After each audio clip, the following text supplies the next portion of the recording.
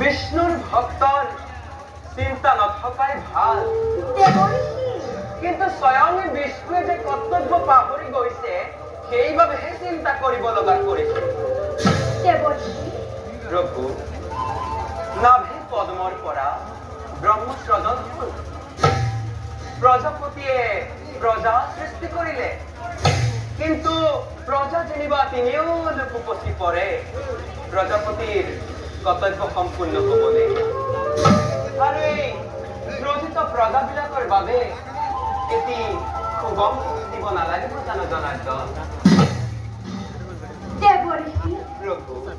যদি মই প্ৰত্যক্ষ হব লাগে তেন্তে কলিকতে বীণ বজাই বজাই শ্ৰীনাৰায়ণ শ্ৰীনাৰায়ণ গাই থকা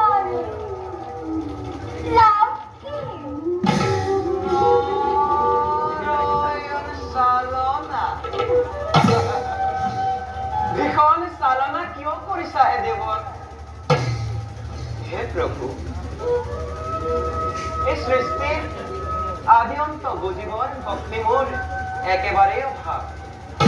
সমগ্ৰ সৃষ্টি চলিছে মাত্ৰ আপোনাৰ ইংগিতত, আৰু সেই ইংগিতৰ শিক্ষা দিলেহে আপোনাৰ গুণপ্ৰচাৰৰ সুবিধাকণ কৰিব পাৰো নে কি জনাৰ্দন? দেৱ মহৰ্ষিয়েনো কি কৈছে মই বুজিবই পৰা নাই।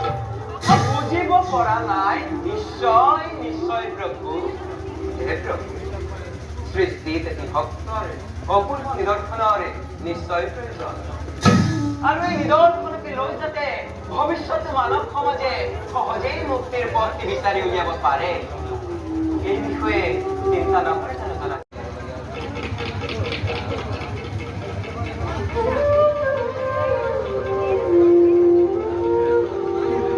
ঈশ্বৰ পৰম বিষ্ণু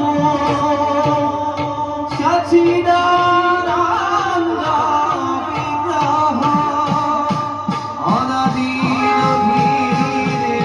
গোবিন্দ সৰ্বকাৰণ কাৰণম সৰ্বকাৰণ